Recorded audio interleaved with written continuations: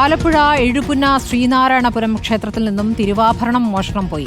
കീഴ്ശാന്തി കൊല്ലം സ്വദേശി രാമചന്ദ്രൻ പൂറ്റിയെ കാണാനുമില്ല. കിരീടം 2 മാലകളടക്കം 20 പവൻ സ്വർണ്ണാഭരണങ്ങളാണ് നഷ്ടമായിരിക്കുന്നത്. ശരത് എസ് വിവരങ്ങളുമായി. ശരത്, ഇപ്പോൾ തിരുവാഭരണം അടക്കമുള്ള സ്വർണ്ണാഭരണങ്ങൾ ക്ഷേത്രത്തിൽ നിന്നും മോഷണം പോയിരിക്കുകയാണ്.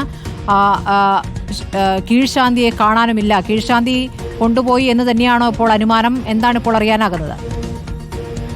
പുതിയതായിട്ട്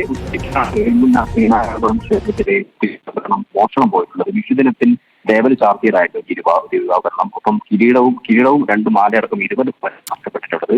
ഈ സൂചിപ്പിച്ചതുപോലെ കീഴ്ശാന്തി രാമേന്ദ്രൻ പോറ്റിക്കായി ഇപ്പോൾ അന്വേഷണം ആരംഭിച്ചിട്ടുണ്ട്. ഇയാൾ കൊല്ലം സ്വദേശിയാണ്. വീട്ടിൽ ഇയാൾ എത്തിയിട്ടില്ല എന്നുള്ളതാണ് ഇപ്പോൾ പോലീസ് കണ്ടെത്തിയിരിക്കുന്നത്.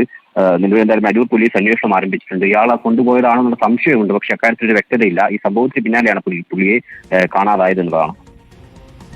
ആലപ്പുഴ എഴുപുന്ന ശ്രീനാരായണപുരം ക്ഷേത്രത്തിലാണ് തിരുവാഭരണം മോഷണം ഉണ്ടായിരിക്കുന്നത്. ഈ ശ്രീവത്സരവുമായി ബന്ധപ്പെട്ട് അമ്പലത്തിലെ മറ്റുള്ളവർ എന്താണ് പറയുന്നത്? ക്ഷേത്ര ഭാരവാഹികൾ.